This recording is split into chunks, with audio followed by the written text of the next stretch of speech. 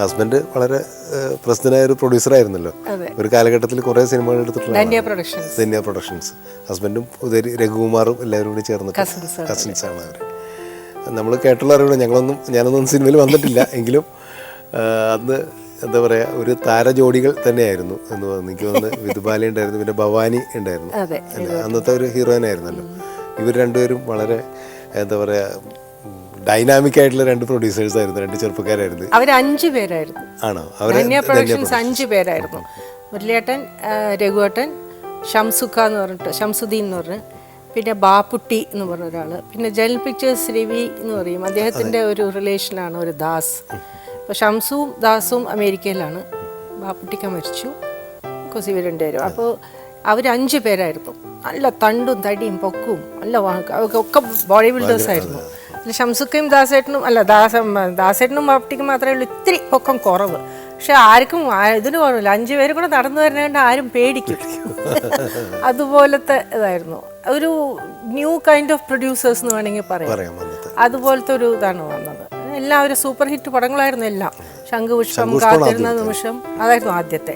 Lisa, സർപ്പം എല്ലാം അവരുടെ പടങ്ങളായിരുന്നു. അപ്പോൾ അതിൽ മുരളിയെ വിധുബാല സെലക്ട് ചെയ്തു, രഘുകുമാറിനെ ഭവാനി സെലക്ട് ചെയ്തു.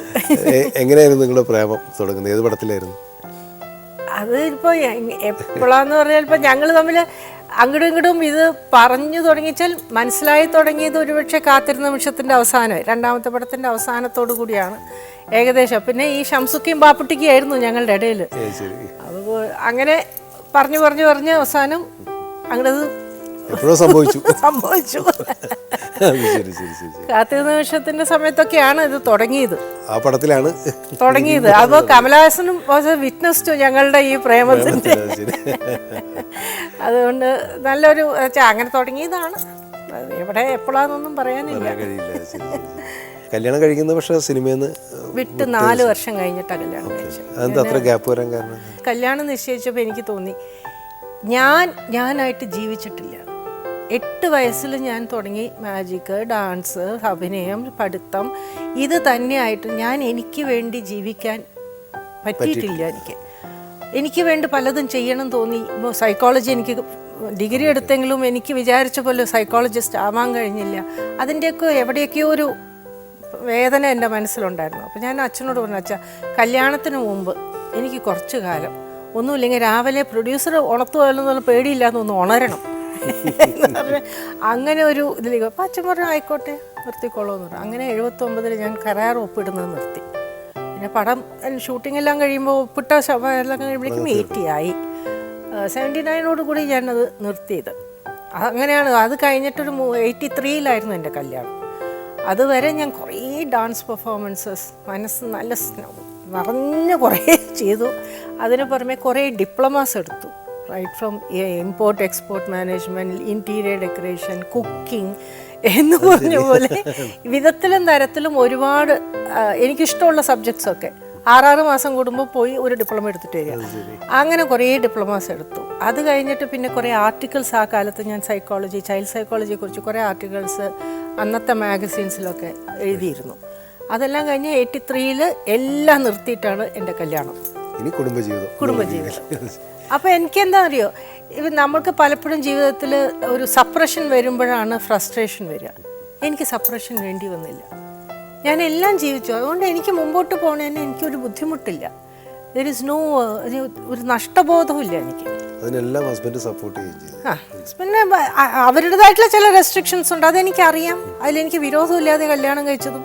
അപ്പോൾ അത് അദ്ദേഹത്തിന് ഒരു ഇതുണ്ടായിരുന്നു, നൃത്തവേദി വേണ്ട എന്നുള്ളൊരു അഭിപ്രായം ഉണ്ടായിരുന്നു. അഭിനയത്തിനോടും ഒരു അഭിനയം ഞാൻ പിന്നെ അന്നേ നിർത്തി. അതുകൊണ്ട് അത് പ്രശ്നം ഉണ്ടായില്ല. ടോട്ടൽ ഫ്രീ ആയതിനു ശേഷമാണ്. അപ്പോൾ പിന്നെ എന്താ ഫുള്ളായിട്ട് ഞാൻ എൻ്റെ കുടുംബത്തിലേക്ക്, എൻ്റെ മകന് വേണ്ടിയിട്ടും ഹസ്ബൻഡിന് വേണ്ടിയിട്ടും അവരുടെ ഫാമിലിക്ക് വേണ്ടിയിട്ടും ഡെഡിക്കേറ്റ് ചെയ്യുന്നതിൽ എനിക്ക് സന്തോഷമായിരുന്നു. നല്ല മരുമകളായിട്ട്. നല്ല മരുമകളെന്നല്ലേ അതെനിക്കറിയില്ല, അത് അവർ പറയേണ്ടതാണ്.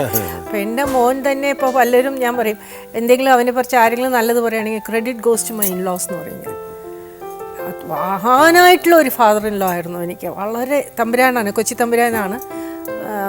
വളരെ മഹാനായിട്ടുള്ള ഒരു വ്യക്തിയായിരുന്നു അദ്ദേഹത്തിൽ നിന്ന് ഒരുപാട് ജീവിതം എന്താണെന്നുള്ളത് പറഞ്ഞ് പഠിപ്പിച്ചു തന്നിട്ടുണ്ട്. വളരെ നല്ലൊരു ആയിരുന്നു. പിന്നെ മദറിലോ അതെന്നും നാമജപവും അതും ഇതുമായിട്ട് ആ ഒരു ഗ്രാൻഡ് പേരൻസ് ആണെങ്കിൽ ഇൻ്റലിജൻ്റ് ആണെങ്കിലും സ്ട്രിക്റ്റ് ആവേണ്ട സ്ഥലത്ത് അവർ സ്ട്രിക്റ്റ് ആവുമായിരുന്നു, സ്നേഹത്തോടെ സ്ട്രിക്റ്റ് ആവുമായിരുന്നു. ഇപ്പോൾ സിനിമയിൽ ഇപ്പോൾ ഒരുപാട് സുഹൃത്തുക്കളുണ്ട്. ഇപ്പോൾ SSR പോലുള്ള എന്താ പറയുക, നമുക്ക് ആരാധന തോന്നിയിട്ടുള്ള ആൾക്കാരും വ്യക്തികളും ഒക്കെ ആയിട്ടുള്ള സൗഹൃദം ഉണ്ടായിരുന്നെങ്കിൽ പോലും സിനിമയിൽ നിന്ന് വിട്ടതിന് ശേഷവും ഈ സൗഹൃദം തുടർന്നിട്ടുള്ള ചില വ്യക്തികളുണ്ടാവും. ഉണ്ട് ഉണ്ട് ഉണ്ട്. അങ്ങനെ ആരെയാണ്? മെയിനായിട്ട് KPSC ലളിത ചേച്ചി. ലളിത ചേച്ചി വെച്ചാൽ ഭരതനായിട്ടുള്ള ഏട്ടനുമായിട്ടുള്ള അസോസിയേഷൻ എല്ലാവർക്കും അറിയാവുന്നതാണ്. ഏട്ടനും ഭരതനും എത്ര ക്ലോസ് ആയിരുന്നു. അപ്പം അങ്ങനെ ഒരു അത് ഇപ്പോഴും ലളിത ചേച്ചി ഞാനും തുടർന്ന് പോകുന്നുണ്ട്.